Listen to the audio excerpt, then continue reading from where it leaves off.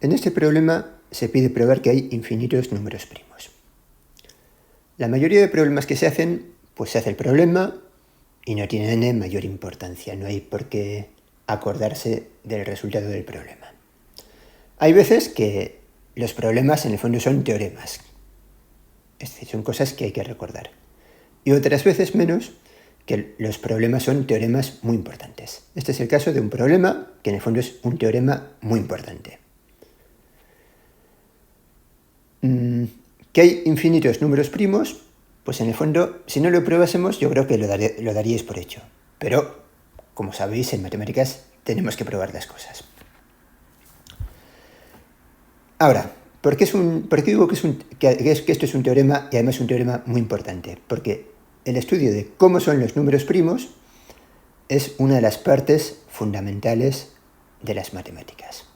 Sobre números primos ya comenté en algún seminario que hay muchos problemas abiertos.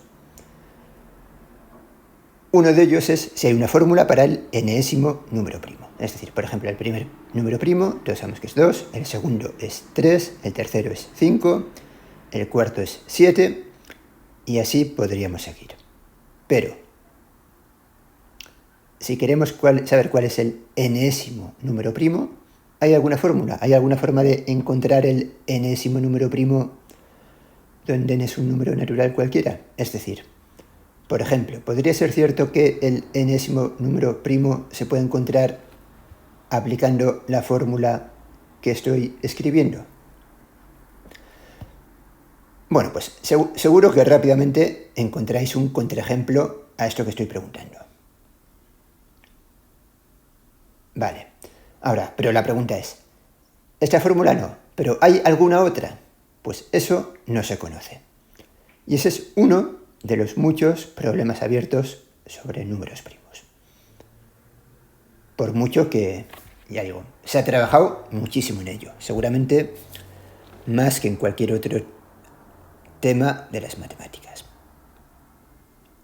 De hecho, lo de que existen infinitos números primos es un teorema de Euclides, por tanto, de hace más de 2000 años, y desde entonces se ha seguido trabajando en intentar entender cómo son los números primos, cuántos números primos hay, etc. Otro motivo por el cual esto es un teorema importante es que para mí es el ejemplo típico, el primer ejemplo de lo que es una demostración por reducción al absurdo. Vamos a suponer, por reducción al absurdo, que hay una cantidad finita de números primos, P1 hasta Pt. Y esta demostración tiene una idea feliz, que es que para encontrar la contradicción que buscamos, vamos a considerar un número natural n, que va a ser el producto de estos primos más 1. Vale, pero por mucho que sea idea feliz, ya digo, el teorema es tan importante que desde que me contaron esta demostración hace 30 años, no la he olvidado, ¿vale? O sea, olvido muchísimas de las cosas que me han contado en la carrera, pero esta yo creo que debería ser imposible de olvidar. ¿Vale? Porque además me parece una demostración muy elegante, ¿no? Que llama la atención. Vale, entonces aquí escribo lo que digo. Consideramos n el producto de todos los primos más 1. Y lo que vamos a ver es que ninguno de los primos P1 hasta Pt divide a n.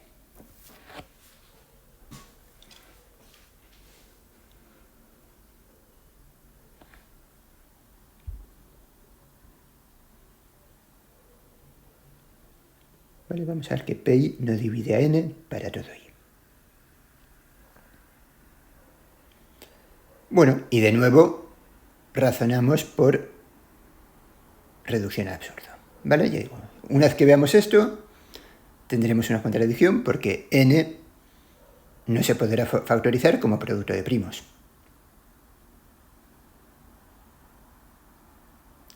Y para verlo, vamos a volver a razonar por reducción al absurdo. Vamos a suponer, por reducción al absurdo, que hay un i tal que Pi divide a n.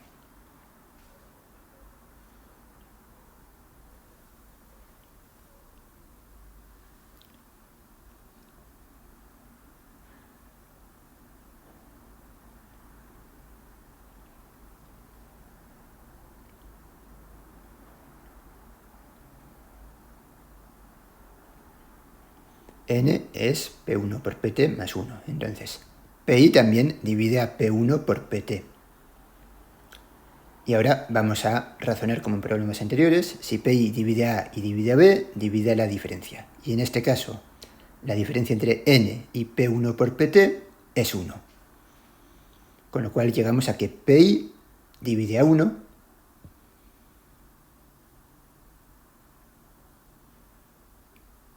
Y esto es una contradicción. O sea, queréis, por tanto, Pi es igual a 1, pero Pi es un número primo.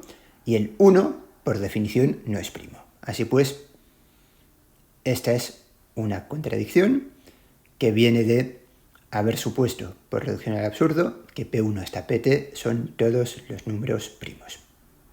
Por tanto, hay más números primos.